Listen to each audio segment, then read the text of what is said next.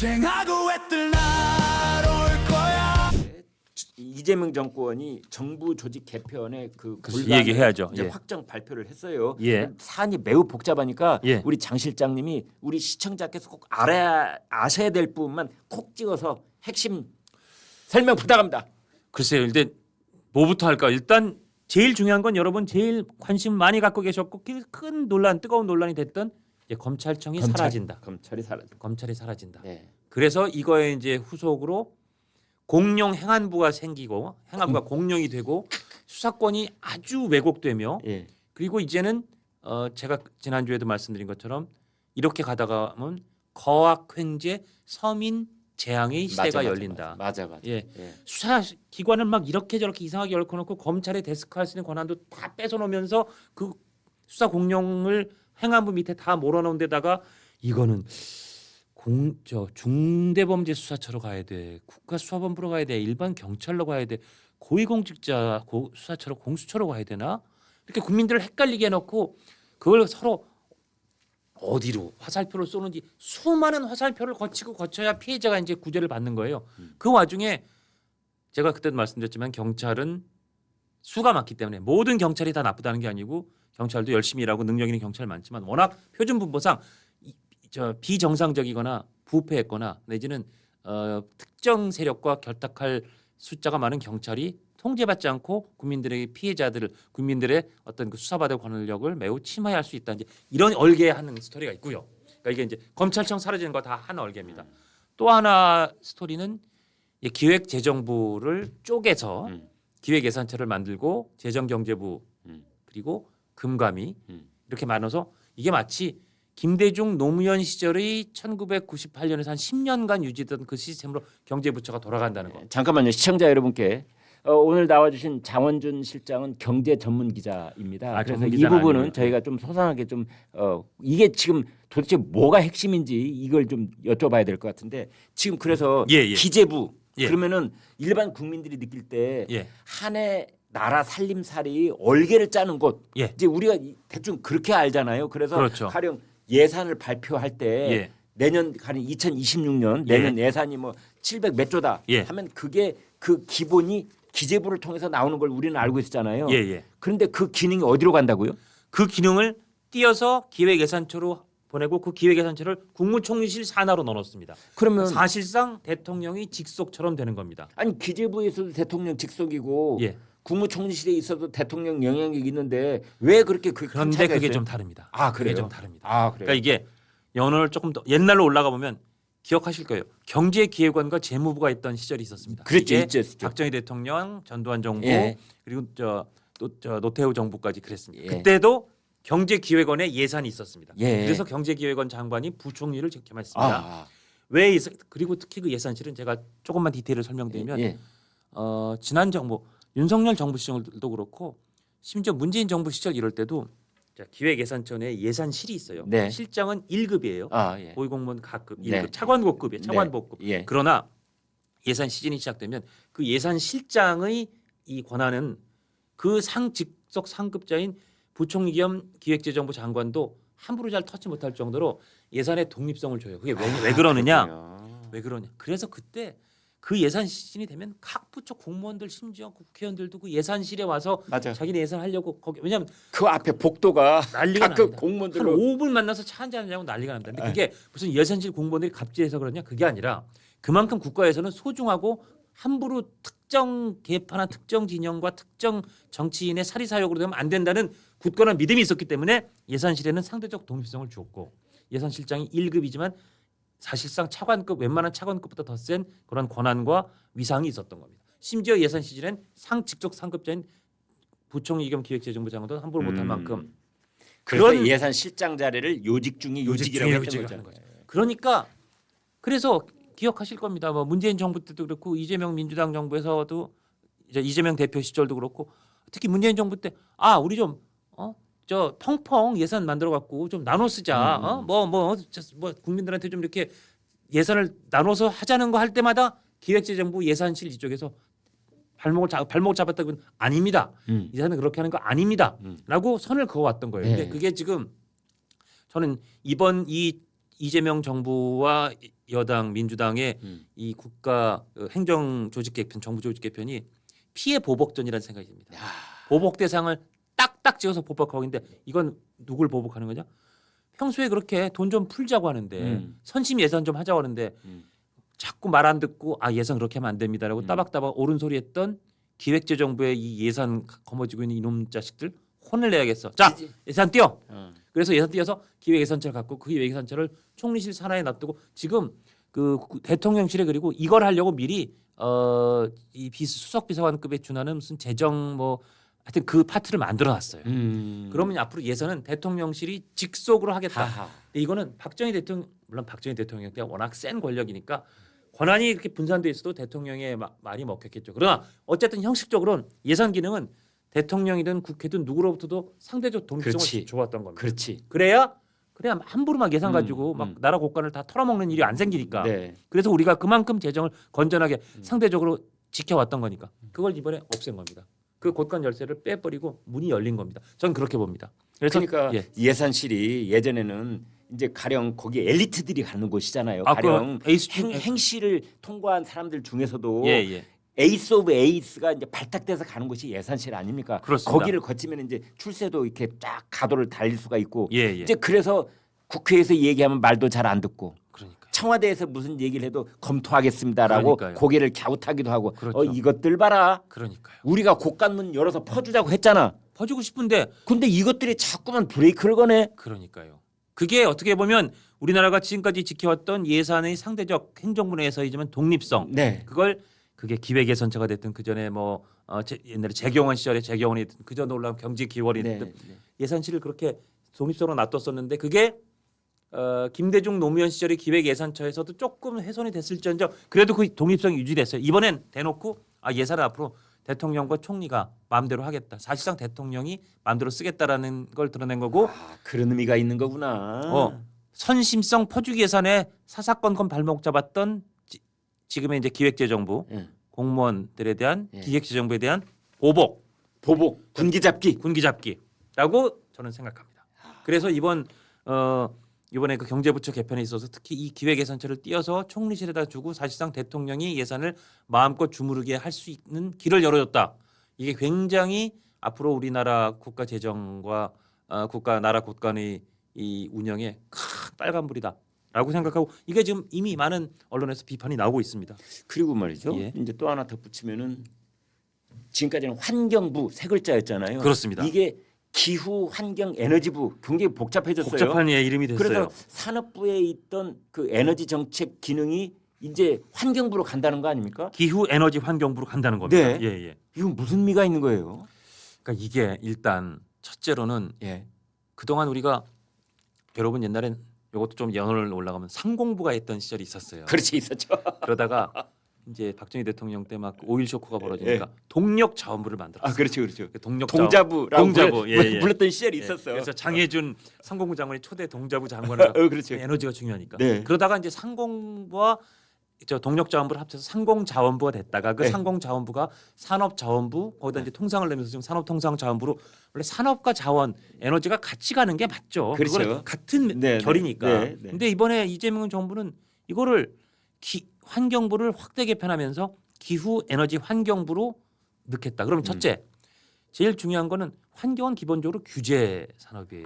규제가 업무 중에 70-80%가 규제지. 근데 거기에 에너지라고 하는 산업 특히 우리나라가 굉장히 지금 뭐 원전 수출이라든지 에너지가 더군다나 우리나라는 시쳇말로 석유 한 방울 안 나는 나라이기 때문에 에너지 관리 정책이 굉장히 중요한데 그 산업적 이 면모가 가득한 굉장히 넘치는 이 에너지를 환경이랑 갖다 붙인다. 이게 뭔가 악유가 안 맞는 궁합이 안 맞는 사람을 굳이 같이 동거를 시키는 그런 부작용이 예상이 되는 겁니다. 그러니까 어느 산업이든 에너지 산업 특히 있었던 규제도 풀어야 될 마당에 이게 기후 환경 에너지부로 가면 지금 기존에 있었던 환경부에 있는 관리들이 그걸 또 이제 정책으로 주물릴 거 아니에요. 물론 이제 그 에너지 담당 부처가 이쪽으로 옮겨오긴 하겠으나 그 원래 부서 분위기가 규제, 환경, 깨끗한 공기 뭐 이런 거 생각하는 쪽이면 기후 그다음에 뭐 지구 온난화 이런 거에 주로 세뇌돼 있는 사람들이 거기에 에너지 정책이 가면 에너지가 그런 쪽에 굉장히 종속되어 가는 눈치를 보겠죠. 눈치 당연히 보고요. 장관, 항복 차관이 자기 직속 상관이고 인사권을 가지고 있는 사람인데 그 그럼요. 눈치 안 보겠어요. 산업부에서 그쪽으로 올라간다고 하더라도. 그건 대통령의 뜻이 이 정부의 뜻이 기후 에너지 환경부 어차피 이거는 환경부예요. 환경부. 그렇죠. 그러니까 지금 산업부에 있던 에너지를 담당했던 공무원이 환경부로 올라간다고 그래도 이분들이 바보입니까? 아, 내가 이쪽으로 가는 건 이런 뜻이 담겨 있구나. 그렇습니다. 다 아는 거죠. 맞습니다. 그래서 일각에서 지금 이게 탈원전 시즌 2가 오는 거 아니냐 그러고 있는 거 아닙니까? 사실은 탈원전 정책은 문재인 정부가 했던 여러 가지 실책 중에도 정말 악성이었다고 지적을 받는 실책인데 이거를 아니 이재명 대통령 실용주의를 표방하니까 안 그럴 줄 알았는데 기후에너지 환경부가 되면 제2의 탈원전이 될 그거에 시초가 될 수, 효시가 될 수 있다. 그거에 시작점이 될 수 있다는 우려가 당연히 나오고 아니 그거는 생각해 보면 환경에다가 이 에너지를 갖다가 억지로 띄어서 붙여놓은 순간부터 그런 우려가 배태될 수밖에 없습니다. 이것도 저는 더군다나 또 원전 수출은 어차피 계속 산업통상부가 해야 돼요. 네. 수출은 거기서 하는데 이거 산업은 자꾸 떼어놔요. 기후 그거를. 에너지 환경 그런 데서 하면 이것도 뭔가 이인 삼각처럼 그렇죠. 엇갈릴 수가 있고 네. 이거는 에너지하고 환경을 붙인 거는 참 모르겠습니다. 이것도 상당히 지켜봐야 될 그런 대목입니다. 자, 장 실장이 예. 처음에 이제 검찰 개혁 이거에 대해서 우리가 이 얘기를 이제 계속 이어가야 할 텐데 예. 그걸 제가 우리 시청자들께 하나 공유하고 싶은 게 있습니다. 우리나라 헌법 89조를 보면은 이렇게 돼 있어요. 다음 사항은 국무회의 심의를 거쳐야 한다. 그러면서 그 쭉 1번부터 1, 2, 3, 4 있는데 16번 항에 뭐라고 돼 있느냐? 검찰총장, 합참의장, 참모총장, 국립대 총장, 각국 대사는 국무회의 심의를 거쳐야 된다. 그러니까 검찰총장 네 글자는 헌법에 쓰여 있다 이 말입니다. 맞습니다. 네, 예. 근데 그걸 지금 지우겠다는 거 아니에요. 그 뭐라고 지우느냐? 헌법을 지울 수는 없으니 그 법을 만들면서 헌법상에 표현된 검찰총장을 공소청장이 대신하는 걸로 한다. 그리고 법률에 만들겠다. 자, 이거를 가지고 지금 문제가 되고 있는 거예요. 왜냐하면 예전에 합참의장을 다른 말로 바꾸려고 한 적이 있었어요. 그때 국방참모총장으로 바꾸려고 했었어요. 예, 국방참모총장으로. 국방참모총장으로 바꾸려고 했었어요. 그런데 헌법에 보니까 합참의장으로 못 박혀 있네. 그래서 합참의장 그대로 간 거예요. 그래서 그걸 포기를 해버렸잖아요. 근데 지금은 딱 그 비율을 제가 그대로 조금 원형해서 쓰면 예. 법률에다가 자 우리는 앞으로 국방참모총장을 만들겠다라고 법률을 만들어요. 근데 헌법이 거슬리네. 법률 맨 밑에다가 헌법의 합참의장은 이 법률이 규정하는 국방참모총장으로 가름하는 거로 본다. 이렇게 치는 거예요. 말이 됩니까? 제가 흥분했어요 진짜. 아니 딱 그런 격이에요.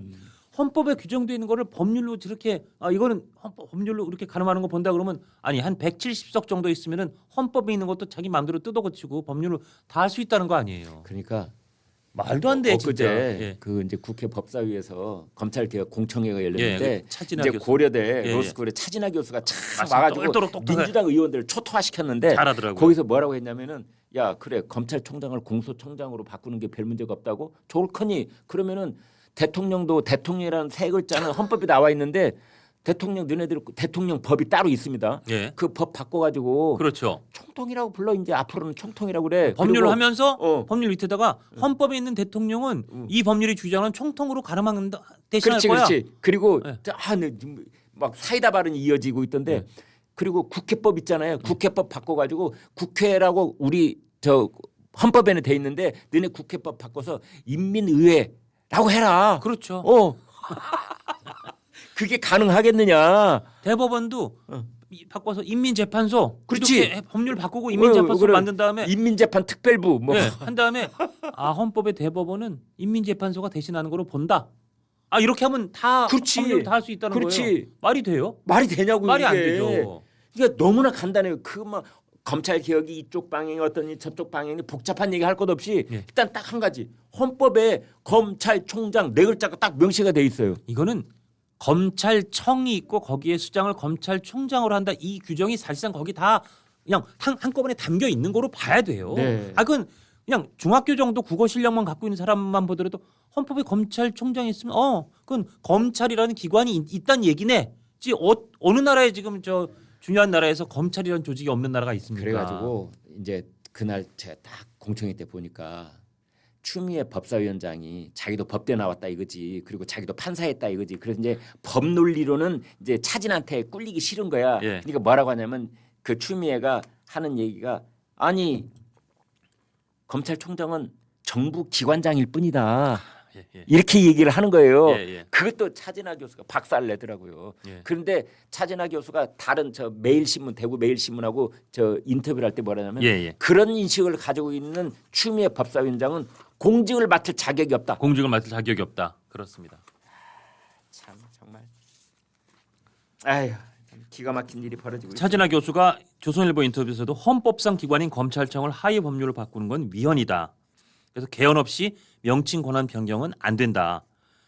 그리고 그렇다면 그렇게 그 지금 이 검찰청을 오죽하면 없애고 싶고 이게 참 아까 말씀드린 이번 정부 조직 개편에서 검찰청 없애는 것도 저는 이게 피해 보복의 일환이라고 생각해요. 네. 왜 검찰이 우리 이재명 대통령이 되실 하늘이 내신 우리 당의 아버님을 왜 대장동으로 수사하고 왜 백현동으로 수사하고 왜 공직사건법으로 기소했느냐? 그래서 사실은 검찰은 두고두고 뭐 정치 검찰이니 검찰 수사 왜곡이냐고 보복전을 예고했지만 이번엔 아예 그 존재를 아예 싹둑 잘라서 존재를 이 역사 속에서 없애버리겠다. 정말 피해 보복이죠.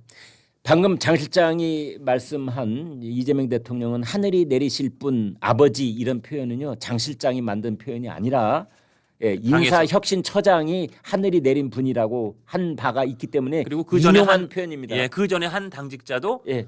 이재명 대표는 당의 아버지다. 아버지다. 예. 예. 다 저희들은 인용한 표현이 겁니다. 예. 저희들은 99%입니다. 그렇습니다. 예.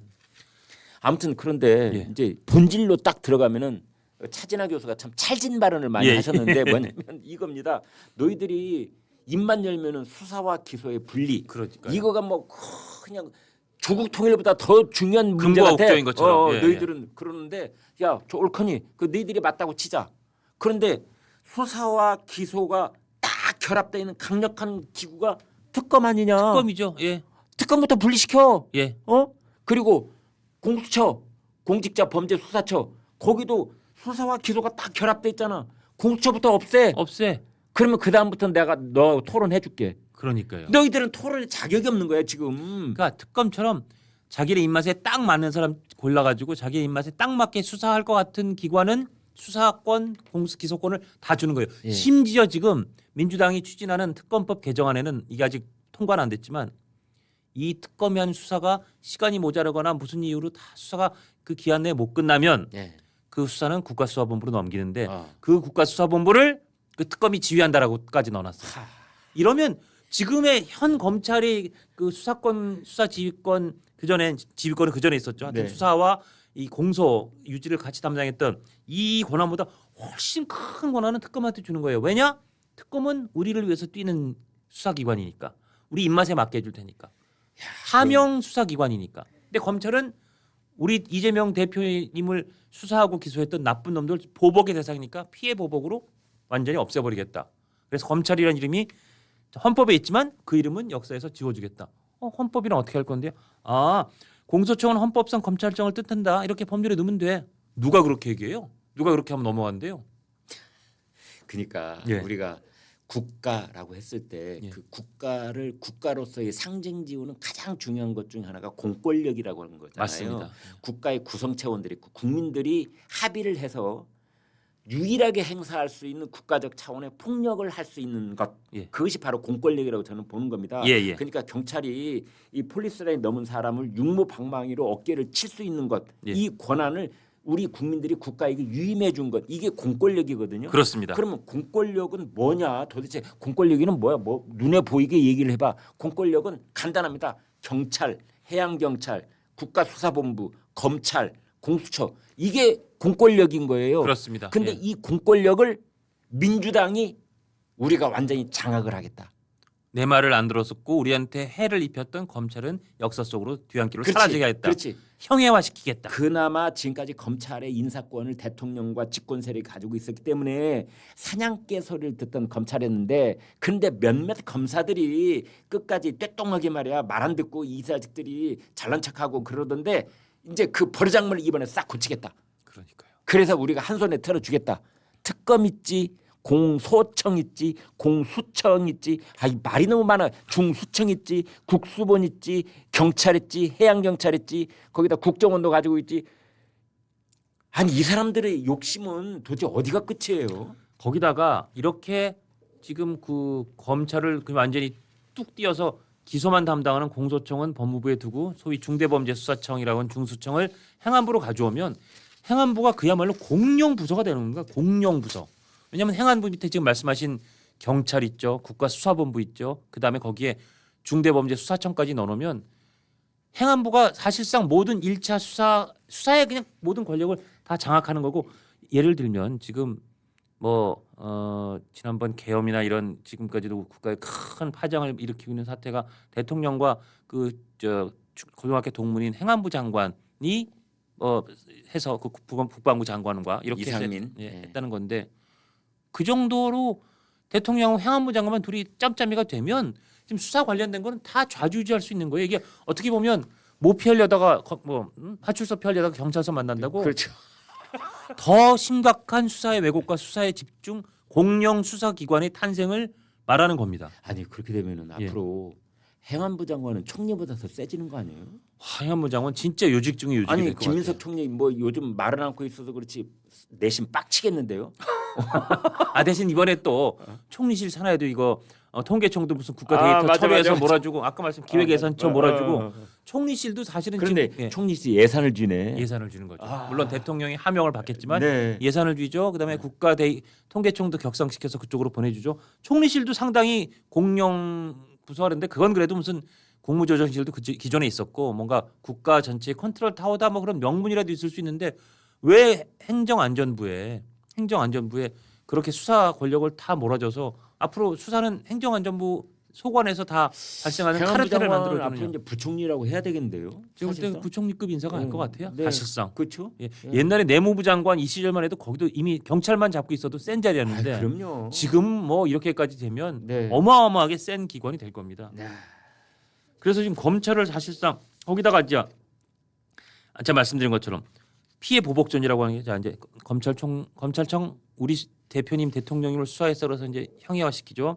기재부도 자꾸 돈 펑펑 쓰려는 작전에 거기에 그 자꾸 바른 소리 했다 그래서 이번에 작살내죠. 사실은 이진숙 방통위원장이 마음에 안 드니까. 맞아. 그것도 참 기가 막히대. 그래서 예? 방통위 옛날에 그 유명한 드라마 있었잖아요. 예. 점 하나 찍고 나면 다른 사람이 된다고. 어. 여기다 점 하나 찍고 무슨 방통위를 방송 뭐 미디어 위원회라고 이름 바꾸면서 이제 새 기관이 만들어진다. 그래서 결국 이진숙 추방법이 맞아요. 그래서 보복하는 거예요, 이것도. 아니, 마음에 내가 안 드는. 정말 내 그런 거 보면서 정말 기가 막히던데, 그러니까 방송통신위원회 정식 명칭이 7글자예요. 예. 방송과 통신. 그런데 예. 거기다가 3글자를 집어넣어 가지고 방송 미디어 통신위원회. 그걸 새 기관이랍시고 만들어서 그러고 나서 이진숙은 합법적으로 쫓아내겠다는 거예요. 그러니까- 임기를 보장해주기 싫으니까. 그러니까 우리가 이제 줄여서 부를 때 지금까지는 방통위 불렀는데, 새로 생기는 기관은 그러면 방미통위가 되는 거예요. 방미통위가 되는데, 제가 이제 여기서 한 가지 걱정되는 건 뭐냐? 방송과 통신이라고 했을 때는 예. 신문은 완벽하게 빠져 있었거든요. 예. 그런데 미디어 하면은 아. 미디어 안에 신문이 들어간다고요. 그럴 수도 있겠네요. 네. 아. 앞으로 이제 방미통위, 그러니까 방송 미디어 통신법을 얘 또 개정을 추가적으로 할 가능성이 있는데, 거기에 신문 잡지 출판을 집어넣을 가능성이 있단 말이죠. 그러니까 점 하나 찍고 오는 게 아니라 점 하나 찍고 몽둥이 다 들고 오는 거네요. 그렇지. 그러면 이제 우리가 지금 이렇게 하고 있는 것, 예. 이거 지금 이 방송을 우리가 조선일보에 있는 유튜브 채널을 통해서 하고 있잖아요. 그런데 그렇습니다. 이것도 방송 미디어 통신법을 새로 만들어서 신문까지도, 신문의 구성체나 또는 신문의 그 같은 조직 내에서 예. 이런 방송을 하면은 이것도 이제 여기에 대해서도 규제하겠다. 규제를, 이것도 심의해서 이것도 또 제재하고 그렇죠. 벌 주겠다 이렇게 심의하고 나올 수- 제재하고 벌 주고. 그런 정말 그런 또 암수가 뒤에 숨어 있을 수 있네요. 아니 지금까지 이제 노출은 되지 않았는데, 예. 가령 그쪽에서 보면은 자기네들이 계속 쓴소리하는 신문들이 눈에 가시 같을 거 아니에요. 그렇습니다. 차진아 교수 특별 인터뷰해가지고 대문짝에 실는 신문들 예. 얼마나 그냥 어이구 저것들을 그냥 이러고 싶겠어요. 그런데 현재는 정부가 신문에 대해서는 타치할 수 있는 게 많지 않잖아요. 그렇죠. 옛날에는 신문에 인쇄 종이를 가지고 장난을 쳤어요. 정부가 과거 얘기입니다. 그래서 정부가 그 신문 인쇄 용지를 딱 확보하고 있다가 자꾸만 정부에 쓴소리하고 그러면 용지를 제대로 공급을 안 하고 일정을 가지고 자꾸만 이렇게 압박을 하고 그랬거든요. 이제 그것도 없어. 지금은 다 개별로 계약해서 용지가 들어오니까. 그렇죠. 그러니까 이제는 뭐 가지고 하려고 그러냐면 정부 광고. 그렇죠. 정부 광고가 1년에 1조 원이 넘어요. 그게 사실은. 1조 원이 넘는 네. 그래서 정부 광고를 가지고 이제 신문에 대해서 장난을 치려고 그러는 겁니다. 참고로 정부 광고를 제일 많이 따고 있는 신문은 동아일보입니다. 동아일보. 그런데 아무튼 이제 그런 거 있단 말입니다. 그래서 한겨레 경향신문에 더 많이 줘. 조중동은 깎아. 뭐 이런 걸 하지 않을까 지금 걱정들을 하고 있는데 왜냐하면 그런 정부 광고는 그 신문의 발행 부수 가지고 있는 영향력 그렇죠. 이런 것들을 객관적으로 측정을 해서 거의 광고 효과에 따라서 집행하는 게 그렇지. 사리에 맞는 건데 광고 효과에 따라 집행을 해야 되는데 이제 그런 거 따지지 말고 그냥 주고 싶은 놈 더 주고 우리 뺏고 입맛에 싶은 맞는 놈 뺏고 이제 그런 걸 하기 위한 사전 정지 작업을 방송미디어통신위원회 방미통위 이름이 참 진짜 지랄 같은데 아무튼 이걸 통해서 뭔가 사전 작업 밑밥 작업을 할 가능성도 있다. 그런 걱정이 생기네요.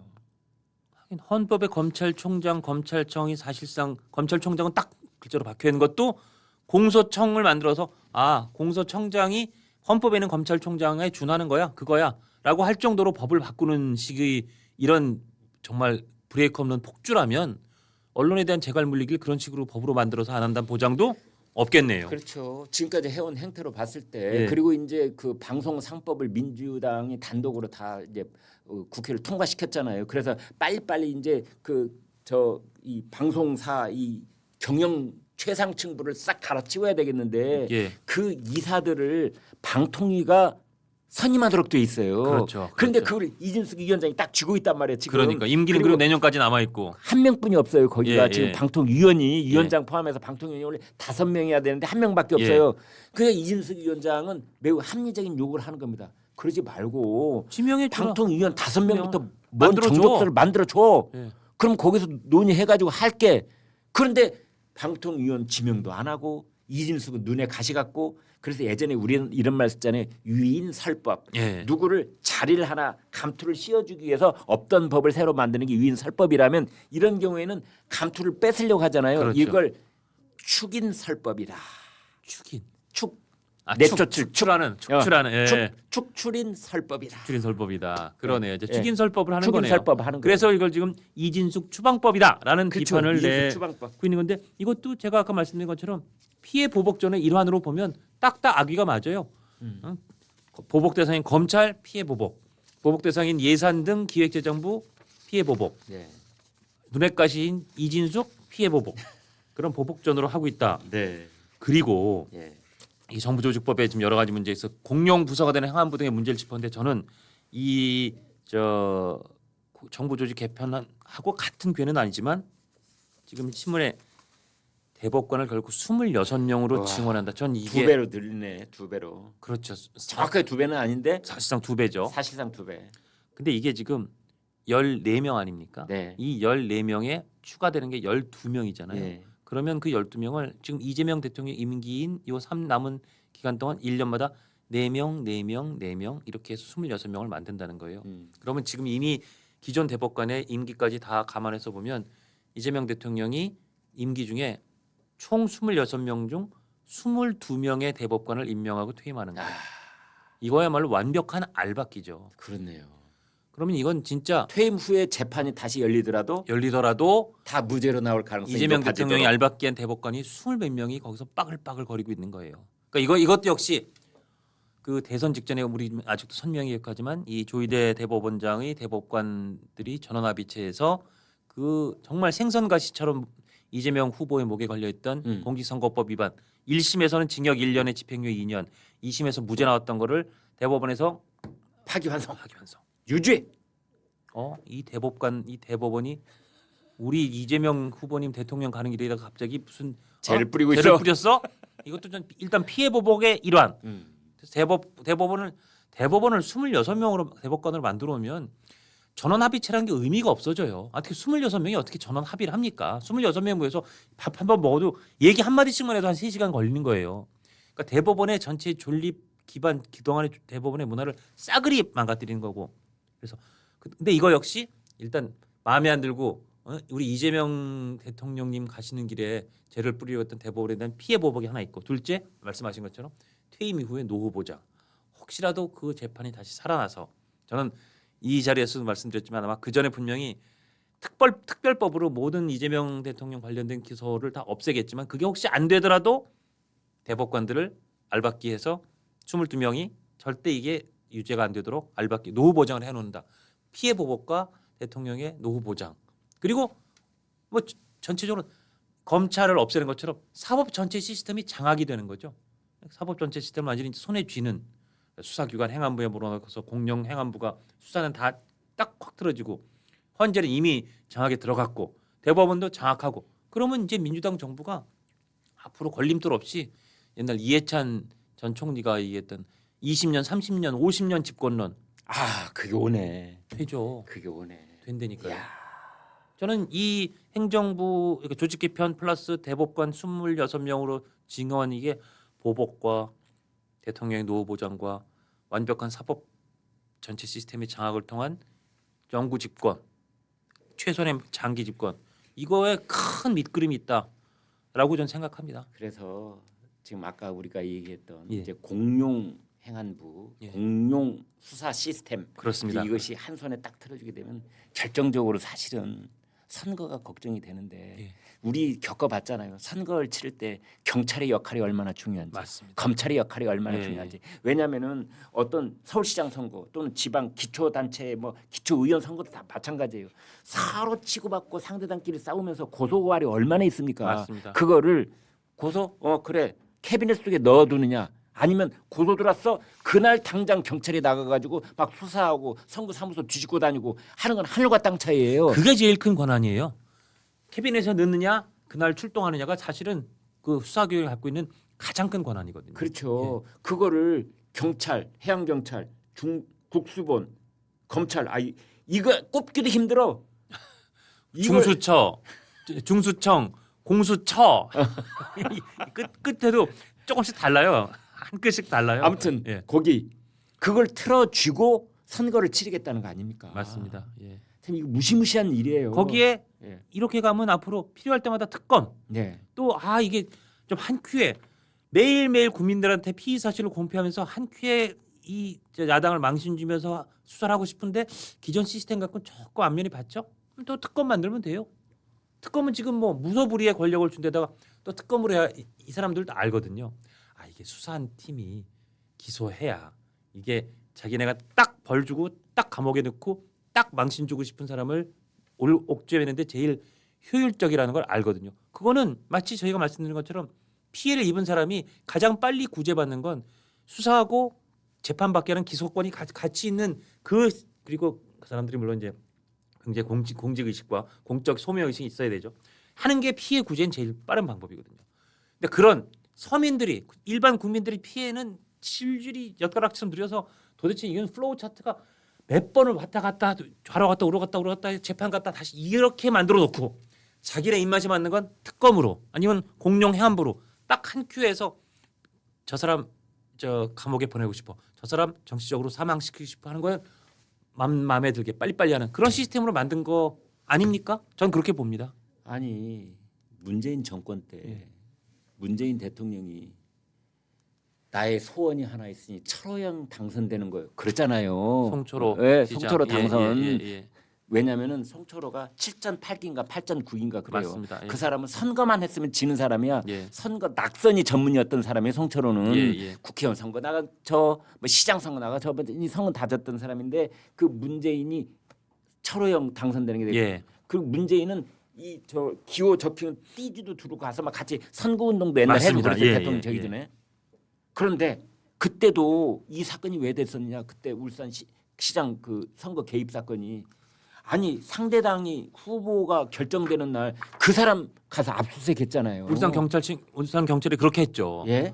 그 국민의힘 당시 국민의힘 후보 쪽을 완전히 그냥 때려 붙여준 그럼 거잖아요. 그 사람 지금 이제 현역 국회의원이면서 뭐 무죄 판결을 받기는 했지만 예.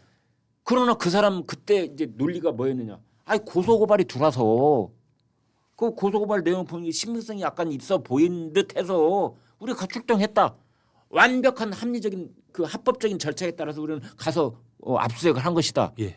그런 일이 이제 내년 6월 선거를 앞두고 또 그다음 총선을 앞두고 그다음 또 2028년 예. 총선을 앞두고 그런 일이 벌어진다면 전부 다 합법적으로 고소고발 들어온 거 출동했다 할 거 아닙니까? 그렇죠. 그건 이제는 예전에 검찰청만큼의 상대적 독립성도 없이 준사법기관의 독립성 없이 대통령실에서 그때 청와대로 옮기겠죠. 청와대에서 아니면 청와대 하명을 받은 행안부 장관의 지시로 그야말로 정말 아주 그냥 전혀 대열의 이탈 없이 그냥 움직여서 한 사람을 타겟으로 수사를 하명수를 하더라도 누가 거기에 딴지를 못 걸어요. 제어를 못 해요. 견제가 없어요. 그리고 뭐 대법원까지 26명으로 늘어나면 이제 뭐 쟁하고 애뜰 날